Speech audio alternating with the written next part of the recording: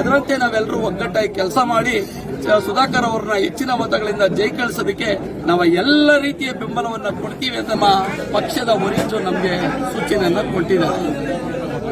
ಸುಧಾಕರ್ ಅವ್ರನ್ನ ಜೆಡಿಎಸ್ ಮತ್ತು ಬಿಜೆಪಿ ಪಕ್ಷದ ಅಭ್ಯರ್ಥಿಯಾಗಿ ಎನ್ಡಿಎ ಪಕ್ಷದ ಅಭ್ಯರ್ಥಿಯಾಗಿ ಅವ್ರನ್ನ ಆಯ್ಕೆ ಮಾಡಿದ್ದಾರೆ. ಅವರನ್ನ ಪಕ್ಷದಿಂದ ಎರಡೂ ಪಕ್ಷದಿಂದ ಆಯ್ಕೆ ಮಾಡಿ ಕಳಿಸುವಂತ ಜವಾಬ್ದಾರಿ ನಮ್ಮ ದೇವನಹಳ್ಳಿ ಮತ್ತೆ ಚಿಕ್ಕಬಳ್ಳಾಪುರ ಲೋಕಸಭಾ ಕ್ಷೇತ್ರದ ನಮ್ಮ ಪಕ್ಷದ ಮುಖಂಡರಲ್ಲಿ ಬಹಳಷ್ಟು ಕೆಲಸ ಮಾಡಬೇಕಾಗಿರೋ ಸಂದರ್ಭದಲ್ಲಿ ಈಗಾಗಲೇ ನಾವು ನಿನ್ನೆ ದಿವಸ ತುಮಗೆರೆ ಹೋಬಳಿ ಮತ್ತು ದೇವನಹಳ್ಳಿ ಟೌನ್ ಮತ್ತು ಈಗ ಕುಂದಾಣ ಹೋಬಳಿಯಲ್ಲಿ ಸಭೆ ಮಾಡಿದ್ದೀವಿ.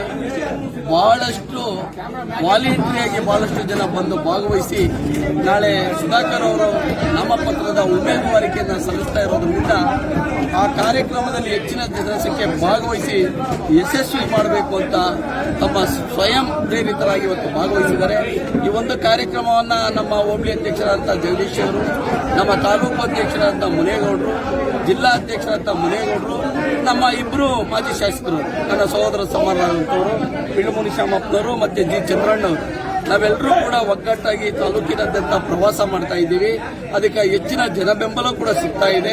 ಮುಂದಿನ ದಿನಗಳಲ್ಲಿ ಈ ದೇಶದ ಪ್ರಧಾನಮಂತ್ರಿಯಾಗಿ ನಮ್ಮ ನರೇಂದ್ರ ಮೋದಿಜಿಯವರು ಆಯ್ಕೆಯಾಗಬೇಕಾಗಿದೆ. ಈ ದೇಶವನ್ನ ರಕ್ಷಣೆಗೆ ಅವರು ಬಹಳ ಅವಶ್ಯಕತೆ ಇದೆ. ಇದನ್ನ ನೀವು ಗೆಲ್ಲಿಸೋದ್ರ ಮೂಲಕ ಮತ್ತೊಮ್ಮೆ ಪ್ರಧಾನಿಯನ್ನ ಮಾಡಬೇಕು ಅಂತ ನಮ್ಮ ಪಕ್ಷದ ವರಿಷ್ಠರಾದಂತಹ ದೇವೇಗೌಡ ಅಪ್ಪಾಜಿಯವರು ಈಗಾಗಲೇ ಈ ರಾಜ್ಯದ ಜನತೆಯಲ್ಲಿ ಮನವಿ ಮಾಡಿಕೊಂಡಿದ್ದಾರೆ.